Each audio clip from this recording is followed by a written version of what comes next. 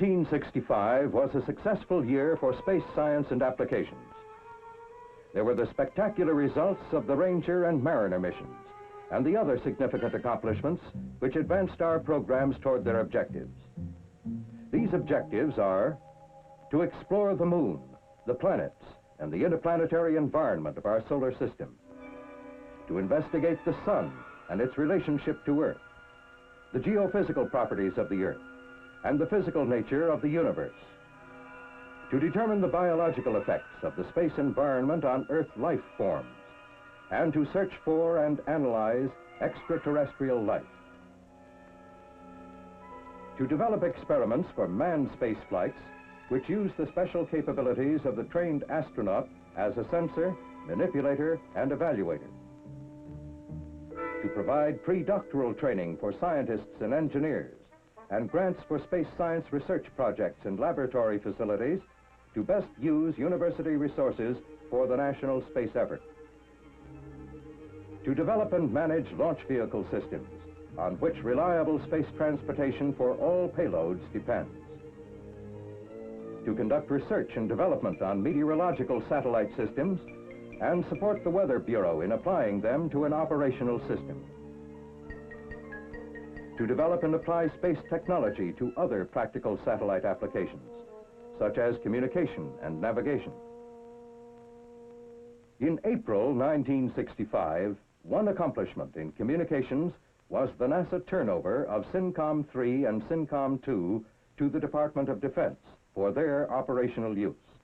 The basic engineering data planned for them had been largely collected. SYNCOM-3 was launched in 1964 and maneuvered into the world's first stationary orbit at an altitude of about 22,300 miles over the mid-Pacific. SYNCOM-2, launched into the world's first synchronous orbit in 1963, was moved in 1965 to a new station above the Indian Ocean. Now both communications satellites are serving the Department of Defense for voice and teletype to Southeast Asia. Experiments in air-to-ground communications by satellite were successfully conducted in January between a ground station and a Pan American Airways aircraft in flight over the Pacific. The two-way airborne terminal communicated via SYNCOM-3 with the California ground station from a position as far away as Hong Kong. And also in 1965, communications for Gemini manned space flights were routed through the SYNCOM-3 spacecraft. Early Bird, the first commercial communications satellite, was launched by NASA in April for the Communications Satellite Corporation on a reimbursable basis. The payload was a direct outgrowth of SYNCOM developments. The first Early Bird inaugurated live transatlantic programs in April. It also made possible the live television transmission of the Gemini 6 and Gemini 7 recoveries from aboard the carrier Wasp. This used the type of transportable ground station first developed for NASA's communications satellite program. In 1965, the first prototype model of an applications technology satellite was produced under the direction of Goddard Space Flight Center. This program is a major NASA effort in communications, navigation, and meteorology. It is concerned with the advanced technology of gravity gradient and spin-stabilized orientation systems. It will also be used for antenna research and the determination of environmental effects on components. Technology experiments for the first flights have been selected, and initial flight is scheduled for 1966. Most significant accomplishment of the meteorological program in 1965 was TIROS 9, which rolls through space like a cartwheel, taking weather pictures of the entire world each day. The Delta vehicle, used in launching TIROS 9, has successfully launched 31 satellites in 34 attempts. This includes a remarkable record of 22 successful launches in a row. Once in orbit, ground commands, triggered the delicate turning maneuver which put Tyros 9 over on its side. Tyros 9 was put into a nearly polar orbit over the rotating Earth so that it can photograph the entire world each day. The satellite was programmed to take 400 pictures daily. Each day's coverage is converted to neph-analysis maps, which show the storm fronts all over the world. These are made available to weather forecasters for their analyses. The wheel configuration of Tyros 9 will be used in the series of operational satellites developed by NASA for the Weather Bureau. This system will be known as TOS. Some satellites will carry cameras for automatic picture transmission to small receiving stations all over the world. Others will carry an advanced Vidicon camera with tape storage to send back its global observations to the United States. In July, NASA launched Tyros 10 for the United States Weather Bureau. This latest Tyros joined Tyros 7, 8, and 9 in space and marked the first time that 4 weather satellites were operating simultaneously. In September, all 4 storm trackers photographed Hurricane Betsy, making it the best followed hurricane in history. Tyros 7 entered its 3rd year of operation, 4 times the expected lifetime for a weather satellite. Another use for Tyros was weather monitoring before and during the 8-day Gemini 5 manned spaceflight. Because of a Tyros-based forecast of impending storms in the recovery area, the mission was shortened by 1 orbit. Nimbus is now the focus of advanced research and development in the meteorological program. Work on the 2nd flight model continued throughout 1965 under the direction of Goddard Space Flight Center. Scheduled for launching in 1966, Nimbus will carry both daytime and nighttime camera systems. An attractive feature of the next Nimbus will be the ability of small, relatively inexpensive ground stations to receive live pictures during the daytime as well as infrared pictures at night. 1965 has seen notable accomplishments in the lunar and planetary programs.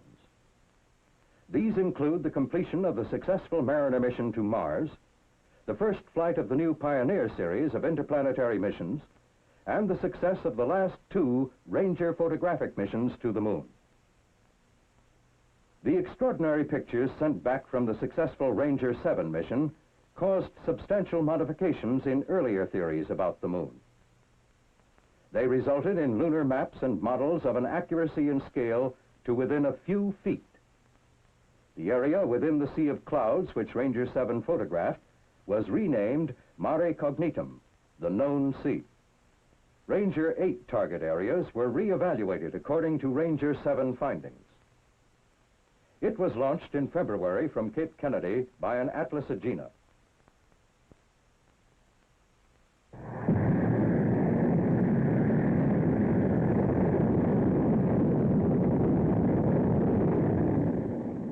The Agena has provided NASA with a versatile vehicle system. Since the beginning of 1964, 10 out of 11 launches were successful. The Ranger 8 mission achieved its objectives. Not the least of these was the further qualification of the sophisticated and highly accurate guidance and command systems, and of camera technology. These systems performed at their peak when Ranger 9 was launched successfully in March. As it approached the Moon, it sent back from its 6 cameras more than 5,800 pictures of the lunar surface. Here is a speeded-up sample. Ranger 9 marked the completion of the successful program managed by Jet Propulsion Laboratory for NASA. We have learned a great deal from this program about the topography of several lunar areas. For example, we know that the lunar surface within a crater like Alphonsus is remarkably similar to the surface of Mare Tranquillitatis and Mare Cognitum, photographed by earlier Rangers. If firm enough, these surfaces may be suitable for the landing of the unmanned Surveyor and the manned Lunar Excursion Module. The dark halos around the small craters in Alphonsus suggest past or present volcanic activity. The spectacular final photos of the Ranger 9 approach to Alphonsus were seen live on television by millions of Americans as they were taken. They had a resolution of better than 1 foot just before Ranger 9 impacted, within a mile of the target. Continuing study of the moon's topography will be accomplished by Lunar Orbiter. In 1965, a prototype model was completed and began testing. First Lunar Orbiter flight is scheduled for 1966, using an Atlas Agena D launch vehicle. Photographic reconnaissance will be its prime task, and there is considerable flexibility in the way the photographs can be tied together.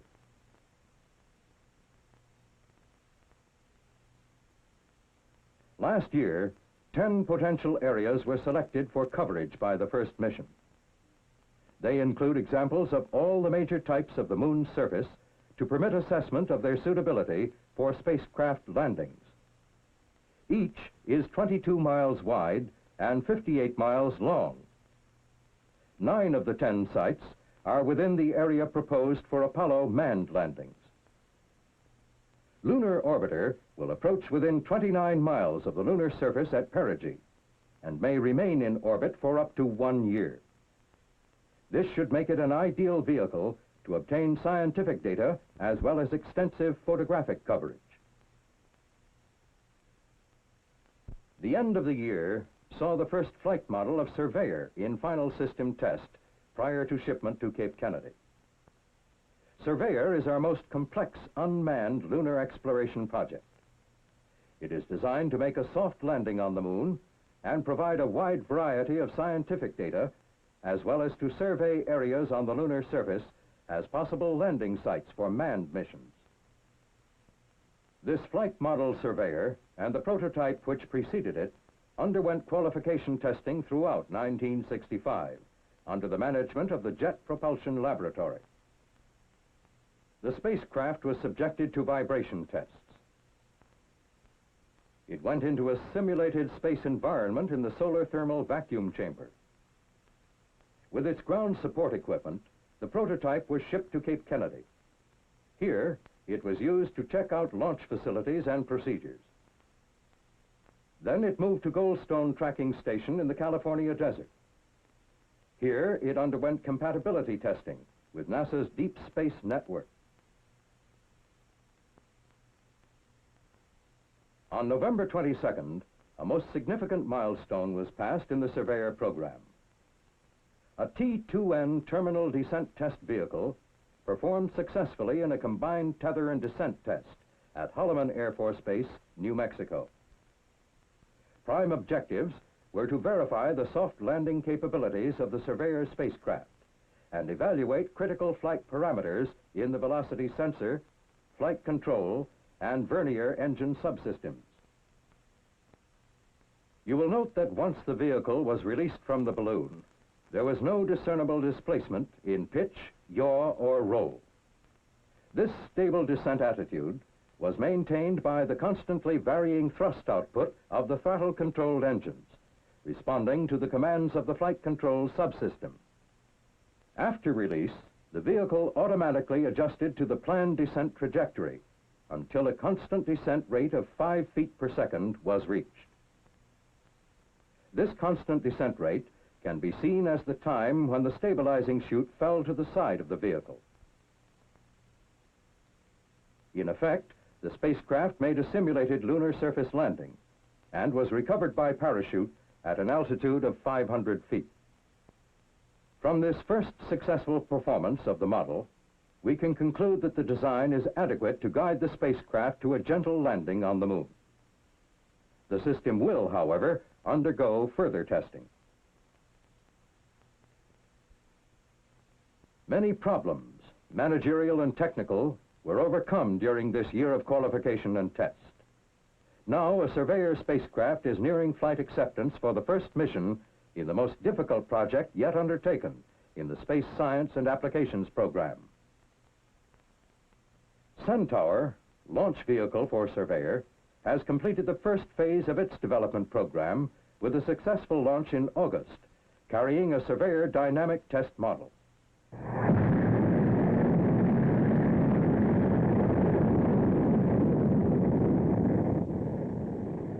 Centaur is now fully qualified to meet Surveyor direct descent requirements. The two-burn development phase to put Surveyor into parking orbit should be completed late in 1966.